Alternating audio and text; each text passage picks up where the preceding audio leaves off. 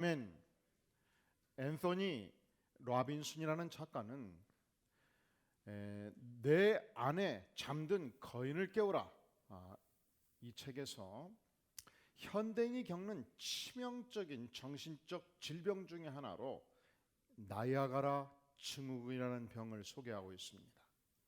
예컨대 상류에서 뗏목을 타고 사람이 내려올 때 유속이 빠른 곳에서는 빨리 가겠죠. 유속이 느린 곳에서는 천천히 갈 것입니다. 여기에 맡기고 열심히 내려왔는데 말이죠, 하류 측에서 드디어 갑자기 빨라지기 시작했습니다. 보니까 거대한 나이아가라 폭포에 이르게 된 것입니다. 엄청난 속도로 빨려 들어가고 있습니다. 이때 살겠다고 방향을 전환하면 살 수 있을까요? 엄청난 추락을 경험할 수 있겠죠. 이것이 목적 없는 인생들이 겪는 추락의 문제라 말합니다. 우리 인생이요, 열심히 빨리 가는 것이 중요하지 않다는 것이죠. 언제든지 속도보다 뭐가 중요할까요? 방향이 중요한 거예요. 그래서 인생의 추락을 경험할 때, 인생 후반부 감정의 추락을 경험합니다. 어느 날 갑자기 건강의 추락을 경험합니다. 승승장구했던 기업이 어느 날 갑자기 기술적인 문제로, 인력난으로 사업을 접는 추락을 경험합니다. 신용의 추락을 경험합니다. 그러니까 열심히만 살아서는 안 돼요. 열심히 살아야지요. 그것 가지고 부족해요. 어느 방향을 향해서 사는가. 여러분, 오늘 본문에서 등장하는 야곱, 참으로 열심히 살아왔습니다. 그가 집 안에 있을 때 집안의 둘째 아들이었지만 장남의 특권을 누리기를 원했습니다. 팥죽 한 그루로 장자권을 탈취했습니다. 아버지를 속여서 장자권을 탈취했습니다. 그 결과가 뭐예요? 결국은 빼앗긴 형이 자기를 죽이려고 했기 때문에 20년 전 그는 결국 가출을 해야만 했습니다. 그런데 지난 20년 동안 열심히 재산을 일구고 살았음에도 불구하고 결국 외삼촌 라반의 추격을 받습니다. 외삼촌 라반이 건장한 청년들, 형제들을 이끌고 결국 자기를 죽이기 위해서 추격해 왔고, 드디어 만났을 때 이 적대 관계에서 결투를 했다면 그 인생은 끝장났을 것입니다. 자, 야곱은 야반도주했죠. 외삼촌은 철회하면서 그를 추격했습니다. 야곱은 20년 세월 동안 열심히 일했는데 내가 이 추격을 받는 게 너무 억울했겠죠. 아닙니다. 라반의 입장에서 보면 내가 딸들 2명이나 주었음에도 불구하고 그가 갑자기 야반도주했을 때 너무너무 억울했습니다. 야곱은 나도 이제 일가를 이루어야 되겠다, 가문을 이루어야 되겠다 생각했지요. 아니지요. 라반은 끝까지 성실했던 야곱을 몸종으로 두고 나의 재산을 일구도록 놔두고 싶었습니다. 이 결투의 밤, 우리 전능하신 하나님께서 직접 개입하셨습니다. 라반에게 나타나셨습니다. 명령하셨습니다. 너는 삼가 선악간에 말하지 말라. 너는 삼가 야곱의 생애에서 자잘못을 따지지 말라. 너는 삼가 야곱의 인생을 가게 하라. 이때 라반도 하나님의 사람이었기 때문에 이 하나님의 말씀에 순종하기로 결단합니다. 라반이 43절에서 이렇게 선언하지요. 라반이 야곱에게 대답하여 이르되 딸들은 내 딸이요, 자식들은 내 자식이요, 양떼는 내 양떼요, 내가 보는 것은 내 것이라. 내가 오늘 내 딸들과 그들이 낳은 자식들에게 무엇을 하겠느냐. 그의 눈꺼풀이 열린 거예요. 지금까지는 라반이 미웠습니다. 지금까지는 야곱이 미웠습니다. 야곱과 결투하기 위해서 추적했습니다. 그래서 만났는데 만나고 보니까 눈꺼풀이 열린 거예요. 여러분, 우리가 감정이 날 때, 우리가 분노가 일 때, 우리가 너무너무 속상할 때, 배신감이 일 때, 증오심이 일 때, 그때 여러분 중요한 결정을 해서는 안 돼요. 그때 우리는 기도해야 돼요. 하나님, 제 눈꺼풀을 열어주세요. 뭘 열어주세요? 이 분노의 눈꺼풀, 미움의 눈꺼풀, 증오심의 눈꺼풀. 하나님, 눈꺼풀을 열어주세요. 하나님께서 말씀하심으로 열어주셔요. 하나님께서 성령을 부어주심으로 가슴을 열으셔가지고 열어주셔요. 눈을 뜨고 보니까 내가 그렇게 결투하고자 추적했던 야곱이 적이 아니라는 사실을 알게 된 거예요. 내가 가장 사랑하는 딸들의 사위였잖아요. 딸들의 남편이었잖아요. 내가 만약에 그와 결투를 해서 그를 제거하면 그의 아들들은 나의 사랑하는 손주라는 사실을 알게 된 거예요. 여러분, 우리가 지금 결투하고 있는 사람들, 싸우고 있는 사람들이 모두 나의 사랑하는 가족입니다. 여러분, 여러분들이 사태질하고 고발하는 그 인생이 나의 사랑하는 가족이에요.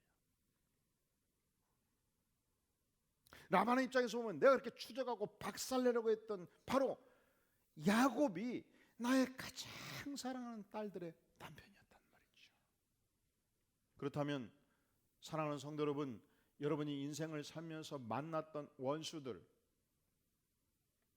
여러분을 분노하게 만들었던, 결투하게 했던 그 사람들을 향해서 어떻게 해야 하나님의 영이 열리는가? 에베소 2장 14절은 말씀하기를 그는 예수 그리스도는 우리의 화평이시라. 예수 그리스도, 그분이 누구라고요? 우리의 화평이시라. 그분이 임하면 평화로 임합니다. 그분이 나를 만나 주시면 모든 원수 관계를 풀어내고 평화의 관계로 만들어 주십니다. 그는 우리의 화평이시라. 둘로 하나를 만드사 원수 관계에 있는 두 사람으로 하나로 만드사 그 중간에 막힌 담을 자기 육체로 허시고. 하나님과 나 사이에 막혀 있는 그 담을 무엇으로 허시고? 그리스도의 육체로. 당신과 나의 막혀 있는 담을 무엇으로 하시고? 당신의 육체로. 예수 그리스도의 육체가 깨어짐으로, 십자가의 피 흘리심으로, 찢겨짐으로 하나님과 나 사이에 막힌 담이 헐렸고 당신과 나 사이에 막힌 담이 헐렸습니다. 여러분, 내가 처절한 죄인이었잖아요. 하나님의 심판대 아래 있었잖아요. 나 같은 죄인을 용서해 주셨잖아요. 인간은 어떤 경우에도 신뢰의 대상이 아니고 사랑의 대상입니다. 인간이 어떤 대상이라고요? 어떤 대상이 아니라고요? 우리가 인간을 깊이 알면요, 언젠가 한번 실망할 수밖에 없어요. 예수 십자가로 내가 용서받지 않았으면 내 그 추악한 죄들을 어떻게 고백할 수 있겠고 어떻게 내가 하나님의 심판대 아래 설 수 있었겠습니까? 그 은혜로 용서함을 받고 나도 십자가의 은혜로 주 앞에 서지 않습니까? 그러니까 우리가 만나는 사람들을 향해서 하나님, 나를 용서해 주신 그 은혜의 손길도 저들도 용서하여 주시옵소서 하고 그 십자가의 은혜에 의지해서 한 영혼 우리가 사랑의 대상으로 보는 것입니다. 에베소 2장 16절은 말씀하기를 십자가로 이 둘을 한 몸으로 하나님과 화목하게 하심이라. 원수된 것을 십자가로 소멸하셨다 말씀이에요. 십자가가 없으면 인생에 소망이 없어요. 십자가가 소망입니다. 이제 라반은 하나님의 음성을 듣고 하나님의 은혜를 깨닫고, 그렇다, 야곱이 내 인생의 적대 세력이 아니고 화해해야 되는 세력이다, 이것을 깨닫고 먼저 인생 선배로서 화해의 손길을 내밉니다. 우리 다 함께 44절 한 번 더 읽겠어요. 시작. 이제 오라, 나와 내가 언약을 맺고 그것으로 너와 나 사이에 증거를 삼을 것이니라. 이제 오라, 나에게 오라, 내가 너를 공격하지 않겠다, 너와 나 사이에 화해의 언약을 세우겠다. 그때 45절 야곱이 돌을 가져다가 기둥을 세우고 또 그 형제들에게 돌을 몰아하고 그들이 돌을 가져다가 거대한 돌무더기를 세우기 시작했습니다. 이것이 너와 나 사이에 영원히 화해하는 증거의 돌무더기. 이 증거의 돌무더기라는 단어가 라반이 살았던 지역의 아람어로 여갈사하두다, 야곱이 살았던 생의 히브리어로 갈렛이라고 표현합니다. 증거의 무더기. 그리고 세 번째 용어를 또 하나 만들어요. 49절 미스바라. 이 미스바는 히브리어로 워치타워, 파수대라는 얘기예요. 이 파수대는 높은 망대 위에서 군사들이 밖을 망을 보면서 4km, 12km 밖 3,000명, 5,000명, 1만 명의 군사들이 언제 올지 모르기 때문에 파수하는 것입니다. 지켜보는 것입니다. 그런데 바로 우리가 언약한 이유, 더 이상 우리는 형제로서 함께 화해하고 더 이상 공격하지 않겠다는 이 언약을, 서로 돕겠다는 이 분명한 화해의 언약을 인생이 다하는 그날까지 자자소선 과연 지키는가? 그것을 우리 전능하신 하나님께서 이 파수대에서 지켜보시겠다. 하나님께서 직접 지켜보신다. 미스바. 하나님께서 직접 감찰하신다. 미스바. 하나님께서 직접 살펴보신다. 미스바. 이곳이 미스바의 지명으로 바꿔지게 된 것입니다. 야곱의 생애에서 두 번 돌기둥을 세워요. 첫 번째 돌기둥, 그가 형님한테 쫓겨가지고 가출해서 기나긴 길을, 광야의 길을 외롭고 힘들게 걸을 때, 어느 날 밤 별을 보면서 이 광야에서 돌베개를 베고 잠들 때, 인생에서 가장 비참할 때, 그때 하나님께서 나타나십니다. 말씀하십니다. 야곱아, 땅의 모든 족속이 너와 내 자손으로 말미암아 반드시 복을 받으리라. 야곱아, 내가 너와 항상 함께 있으리라. 야곱아, 내가 너에게 허락한 것을 다 이루기까지 나 하나님이 너를 결코 떠나지 아니하리라. 얼마나 그날 밤 외로운 밤, 행복한 밤이었겠습니까? 그때 그는 이 전능하신 하나님 앞에서 내가 하나님을 평생 섬기겠나이다 서약을 해요. 그리고서 그곳을 베델이라 명명합니다. 베드엘, 이 베드라는 단어가 영어로 침대지요. 침대는 어디 있어요? 집에 있잖아요. 그래서 이 베드가 히브리어로 집입니다. 엘은 하나님이죠. 엘샤다이, 풍성하신 하나님, 엘로임, 지극히 높으신 하나님. 그러니까 야곱이 처절하게 외롭게 살던 그날 밤 하나님을 만났을 때 그곳은 더 이상 외로운 집이 아니었습니다. 그곳은 하나님의 집이었습니다. 여러분, 어느 곳이 하나님의 집인지 아셔요? 내가 하나님을 만난 그곳이에요. 두 번째, 언제 야곱이 하나님을 만나느냐? 이제 외삼촌 라반한테 쫓겨서 결투할 수밖에 없는 인생의 가장 막다른 골목, 그곳에서 하나님을 만나고 돌무더기를 세우지 않습니까? 첫 번째 돌무더기는 외로운 밤, 하나님과 만나는 서약의 밤이었어요. 두 번째 돌무더기는 원수, 인간과 화해하는 밤이었어요. 그러니까 그가 돌기둥을 세웠던 두 번 다 그 인생에서 가장 고통스럽고 가장 비참하고 가장 어려운 그때 하나님을 만나고 은혜를 받고 눈꺼풀이 열리고 새로운 세계로 진입하기 시작한 것입니다. 여러분, 언제 여러분 하나님을 만나십니까? 놀랍게도 가장 고통스러운 밤, 그때 하나님을 많이 만나요. 내가 재물이 충분할 때 우리는 하나님을 필요 없다고 생각하기 쉬워요. 내가 권세가 있을 때 하나님 의지하지 않습니다. 인간들이 권세를 의지해요. 그러니까 우리 인생이 내가 재물이 풍부함에도 불구하고 내가 권세가 있음에도 불구하고 이것이 내 것이 아닌 줄 알고 하나님의 것인 줄 알고 내려놓고 겸손하게 하나님을 의지하는 인생, 참으로 복된 인생입니다. 이 세계 문명사에 일반적으로 역사가들이 두 가지 문명의 근원 줄기를 이야기합니다. 서양사에서 첫째로 그리스 로마를 중심으로 한 그리스 로마 문명권, 헬레니즘 문명권을 이야기합니다. 두 번째로 예수 그리스도 탄생 이후 기독교 문명권, 이 헤브라이즘 문명권을 얘기해요. 그런데 예수님이 탄생하기 이전까지 이 헬레니즘 문명권에서 무수한 많은 문학 작품들이 있었습니다. 그 작품들은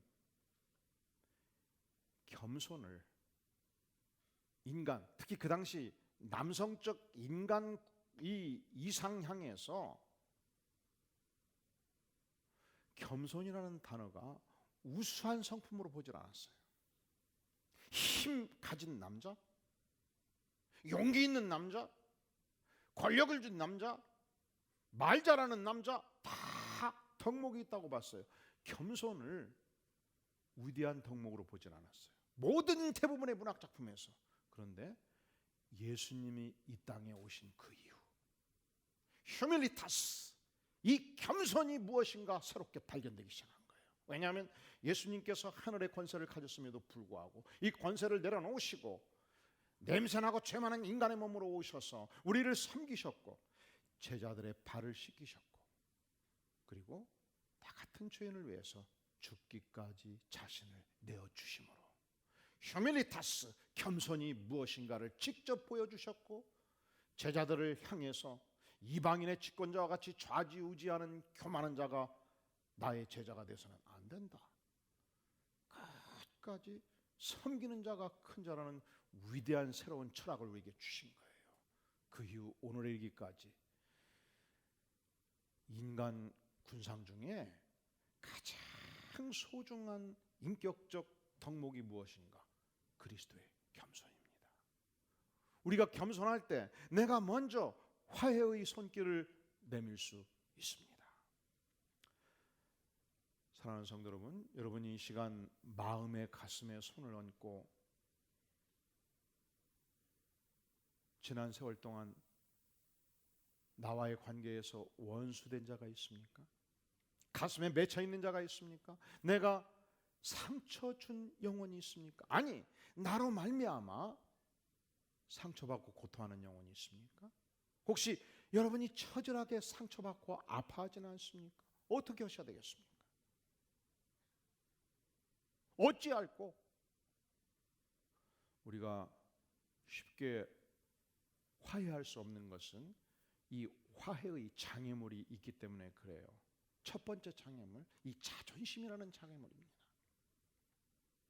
이 불신의 관계, 불화의 관계, 이 원수 관계에 있을 때 왜 화해가 어려운가?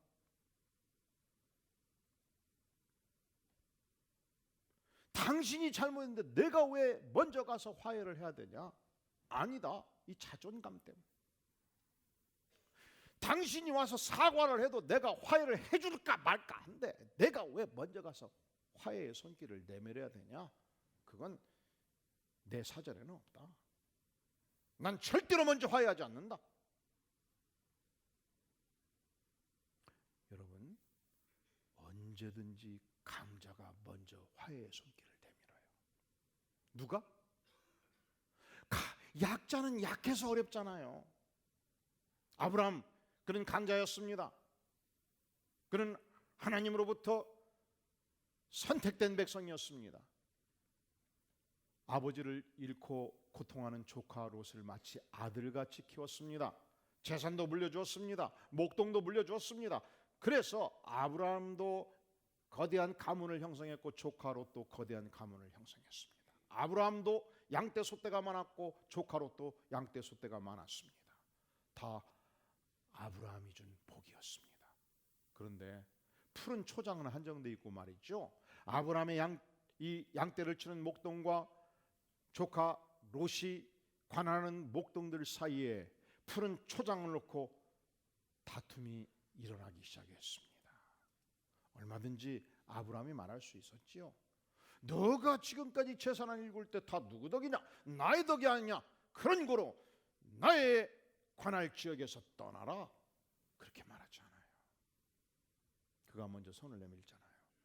너가 좌하면 내가 우하겠고 너가 우하면 내가 좌하리라. 여러분, 저의 눈을 한번 똑바로 보세요. 그리고 지난 일주일을 생각해 보세요. 지난 일주일 동안 여러분의 사랑하는 가족 관계에서 대화가 중단됐거나 갈등이 있었거나 힘겨루기가 있으면 눈을 깜빡깜빡 한번 해보세요. 제가 절대로 공개하지 않을 거예요. 못 하시겠다고요? 두 번째 질문. 여러분, 지난 일주일에 한 달간 출근하시면서 도무지 말 붙이고 싶지 않았던 직장의 어떤 동료, 선배, 후배, 저 정직하게 표현하면 그 자식 인간도 아니야 했던, 화해할 수 없는 어려웠던 어떤 인생, 자, 그런 사람이 지난 일주일 한 달 동안 있었다면 놀라지 마세요. 교회에서도 그런 분이 있을 수 있어요. 자, 저를 향해서 눈을 깜빡깜빡 한번 해보세요.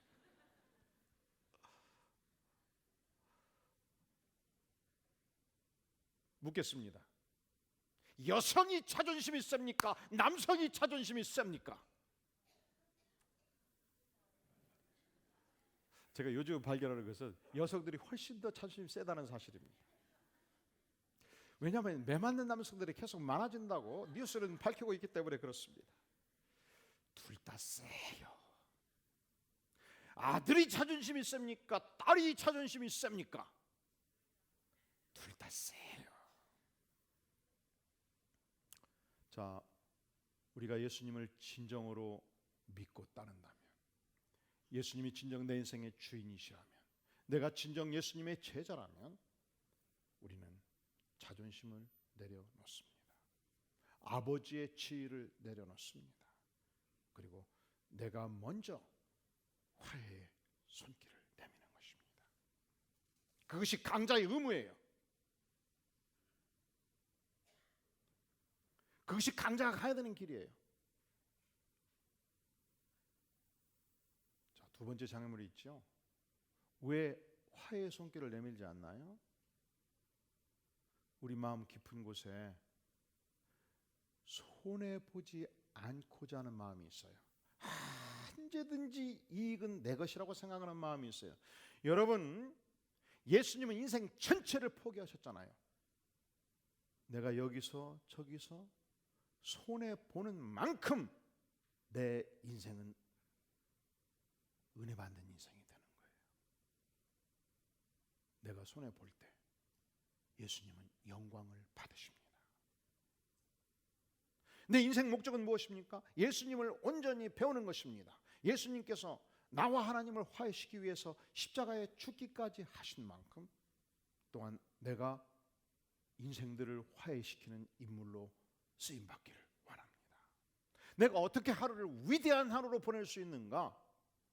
내가 먼저 영혼을 향해서 화해의 손길을 내미는 것입니다. 내가 먼저 용서하는 은혜를 체험하는 것입니다. 내가 먼저 화해를 신청하는 것입니다. 내가 먼저 매일 찾아가서 악수를 나누는 것입니다. 여러분, 원수가 나에게 전화 오기를 기다리지 마세요. 내가 먼저 원수를 향해서 전화를 거는 것입니다. 만약에 우리가 예수님께 죄를 깨우쳐 가지고, 예수님, 제가 이렇게 죄인인데 예수님 이 땅에 오시옵소서 해가지고 오신 거 아니잖아요. 그분은 강자셨습니다. 그분은 하나님이셨습니다. 그분은 오실 이유가 전혀 없습니다. 그런데 나 같은 죄인을 위해서, 나 같은 약자를 위해서 먼저 손을 내미셨고, 먼저 이 땅에 오셨고, 먼저 십자가에 죽기까지 하셨습니다. 우리가 한 해를 위대하게 사는 방법, 우리가 A라는 인물과 B라는 인물을 생각할 수 있어요. A라는 인물은 용서하지 않습니다. 화해의 손길을 내밀지 않아요. 그래서 지난 20년간 직장생활 세 곳에서 했는데 그곳마다 나와 결투를 벌였던 화해할 수 없는 원수들이 5명, 7명씩 있었습니다. 나는 강한 자입니다. 나는 우리 집안에서도 쉽게 사과하지 않습니다. 내 뜻대로 사는 것입니다. 그런데 이상하지요. 형 동생 간에, 사돈 간에 자꾸 맺혀요. 맺혀도 나는 자존심 따라 살아갑니다. 내가 누군데? A라는 인물이에요. B라는 인물. 나는 맺힐 때 기도합니다. 하나님의 은혜를 구합니다. 화해의 손길을 내밉니다. 지난 20년 직장 생활에서 나와 결투했던 모든 사람들 다 내가 용서했고 서로 화해했고 음식을 함께 나누었습니다. 여러분, 누가 승승장구하는 인생을 살겠습니다. A라는 인물은요, 과거가 내 인생을 묶어버리는 거예요. 내가 자유롭지 못하는 거예요. 마치 300kg, 500kg 철사슬이 내 두 발을 묶어버리는 것입니다. 무엇이 과거가, 무엇이 과거의 인물들이, 무엇이 과거의 사람들이. 아니죠.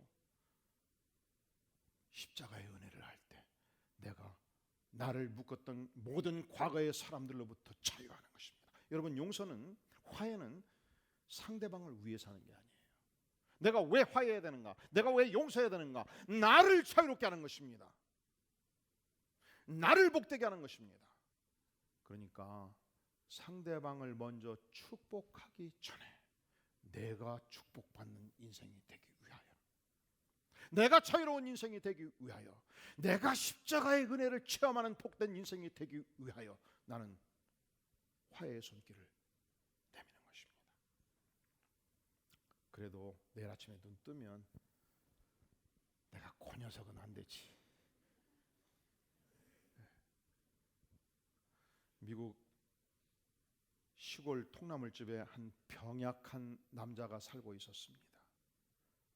이 작은 통나무집의 대문을 열면 그곳에 바위덩어리가 있었습니다.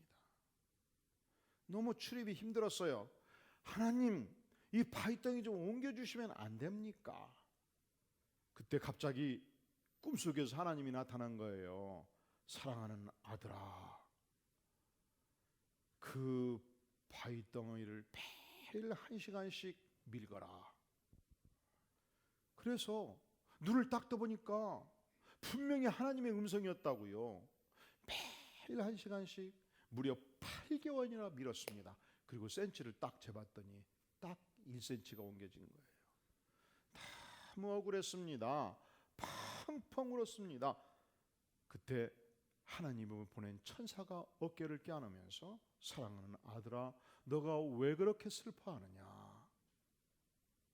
하나님, 나는 하나님 때문에 너무 슬프다고요. 하나님께서 말씀하셨잖아요. 그래서 8개월 동안이나 희망을 품고 파유를 밀었는데요, 파유는 꿈쩍도 않고 1cm밖에 움직이지 않았네요. 아들아, 내가 너에게 바위를 옮겨라 말한 적이 없다. I didn't say to you, move the rock. 바위를 옮겨라 말한 적이 없다. 나는 그저 바위를 밀라. Push against the rock. 바위를 밀라고 말했을 뿐이다. 이제 거울을 보렴. 그가 거울 앞에 섰을 때 깜짝 놀랐어요. 왜냐하면 야이고 메말랐던 병약한 인생이 아니었습니다. 그는 근육질의 몸으로 바꿔져 있었던 것입니다.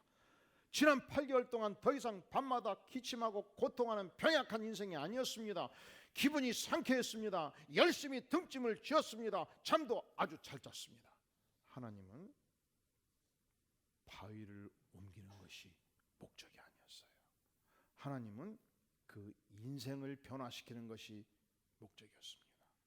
여러분, 하나님께서 여러분의 원수와 화해하라 말씀하시면 우리가 할 수 있는 최선은 한번 따라해 볼까요? 예, 알겠습니다. 순종하는 것입니다. 순종할 때 내 인생의 근육을 주께서 살찌우십니다. 순종할 때 나와 관계되는 모든 인간관계에 놀라운 변화가 일어날 것입니다. 순종할 때 내 인생의 위대한 풍요를 누리게 될 것입니다. 바로 야곱과 라반의 제4차원의 위대한 생애가 열렸습니다. 여러분, 오늘 54절을 주목해 보십시오. 야곱이 또 산에서 제사를 드리고 그는 전능하신 하나님께 더불어 같이 예배하는 축복을 누렸습니다. 형제들을 불러 떡을 먹였습니다. 그들이 떡을 먹고 산에서 그날 밤새도록 축제를 벌인 것입니다. 그들은 더 이상 원수가 아니었습니다. 그들은 화해의 밤을 보냈습니다. 55절, 라반이 아침에 일찍 일어나 손자들과 딸들에게 입을 맞추었습니다. 그들에게 축복하였습니다. 서로 축복하고 축복을 받는 위대한 새 차원의 인생이 저들에게 전개되고 있었습니다. 저들은 얼싸안고 축복하였습니다. 저들은 얼싸안고 축복을 받았습니다. 사랑하시는 성도 여러분, 우리가 2016년도 한 해를 시작하면서 하나님께서 여러분의 생애, 모든 가족관계, 모든 인간관계, 모든 직장의 백성들과의 관계에서 새로운 차원을 경험하기를 원하십니다. 이것은 성령이 기름 부음을 받을 때 반드시 일어날 수 있습니다. 십자가의 은혜를 아는 자에게 이 축복이 있을지어다. 기도하시겠습니다. 영광의 주님, 우리는 인간적으로 교만해서 화해의 손길을 내밀 수 없습니다. 그러나 주님, 성령께서 강건하실 때 이 새로운 차원의 영광과 십자가의 능력과 복음의 은혜가 임할 줄로 믿사오니 아버지여 임하여 주시옵소서. 성령이여 기름 부어 주시옵소서. 은총을 허락하여 주시옵소서. 예수님의 이름으로 간절히 기도하옵나이다. 아멘. 다 함께 오늘 말씀을 생각하면서 주님 보좌 앞에 나아가 찬양하겠습니다.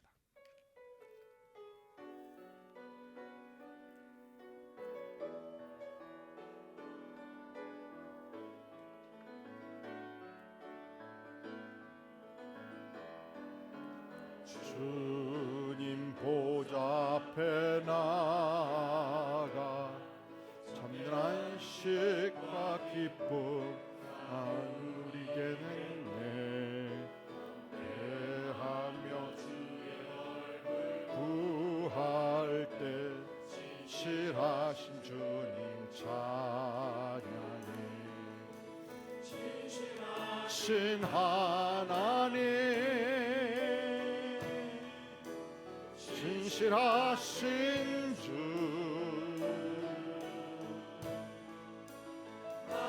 주 하나님은 진실하신 주님.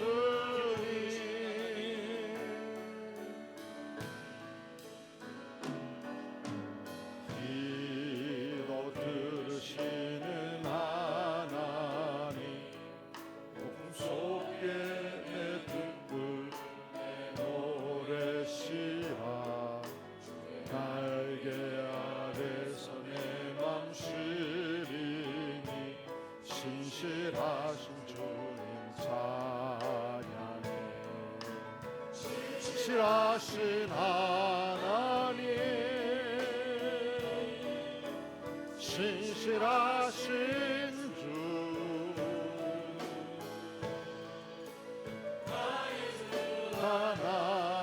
하나님은 진실하신 주님.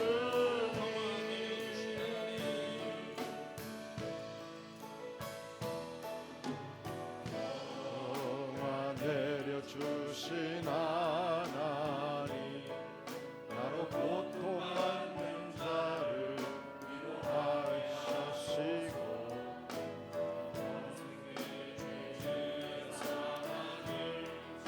나를 진실하신 주님 찬양해. 진실하신 하나님, 진실하신 주, 나의 주 하나님은 진실하신 주님.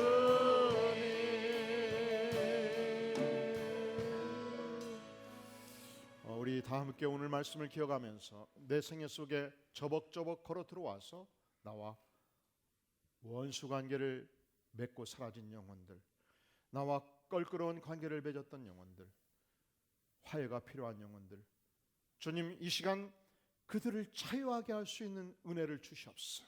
주님 이 시간 나의 마음을 만져주시옵소서. 내 마음에 있는 상처와 고통을 녹여주시고 또한 나와 관계 맺는 모든 사람들이 나로 말미암아 축복받는 인생이 되게 하여 주시옵소서. 이 시간 간절히 주 앞에 통성으로 기도하겠습니다. 전능하신 주님, 이 시간 주님께서 내 생애 속에 겪었던 아픔들, 상처들 십자가의 복음으로 녹여주시고 아버지여 나와의 관계에서 주님 화해할 수 없는 어려움이 있었던 영혼들 하나님께서 용서의 능력을 주시고 하나님께서 새로운 길을 열어주시기를 간절히 기도하옵나니 주님 우리를 불쌍히 여주시옵소서. 긍휼로 역사하여 주시옵소서. 은총을 베풀어 주시옵소서. 전능자 하나님께서 만져주시고 역사하시고 화해의 능력을 넘치게 부어 주시옵소서. 오 전능하신 하나님이 만져주시고 역사하여 주시옵소서. 새롭게 하여 주시옵소서. 우리를 불쌍히 여겨 주시옵소서. 아버지여 도와주시옵소서. 하나님께서 도와주시 아니하면 우리가 새로운 생애를 살 수 없사오니 전능자 하나님께서 은혜를 베풀어 주시고 역사하시고 아버지여 만져주시옵소서. 성령을 기름 붓듯 허락하여 주시옵소서. 아버지여 도와주시옵소서. 우리를 불쌍히 여겨 주시옵소서.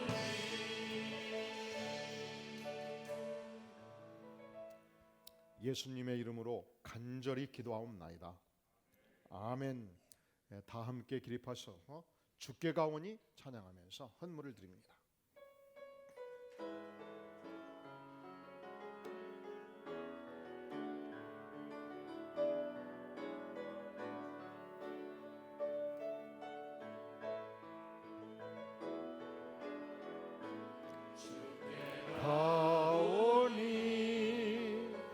새롭게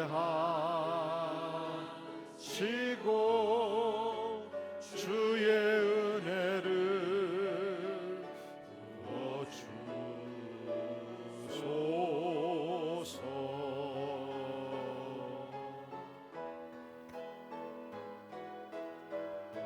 내 안에 발견한 나의 연약함 벗어지리라. 주의 사랑으로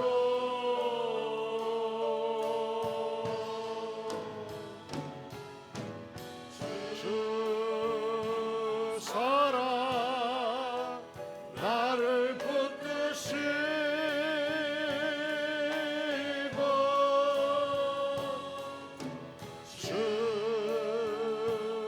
곁에 날 이끄소서.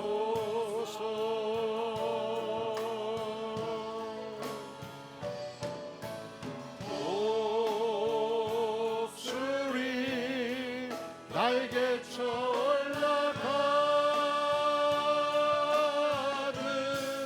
나 주님과 함께 일어나 걸으리. 주의 사랑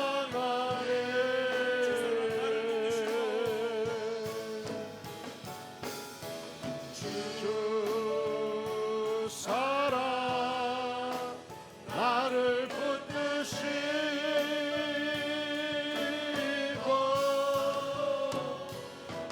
주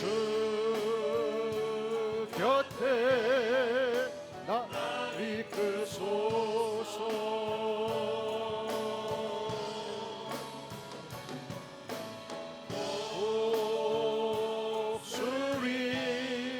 날개쳐 올라가듯 나 주님과 함께 일어나 걸으리. 주의 사랑 안에.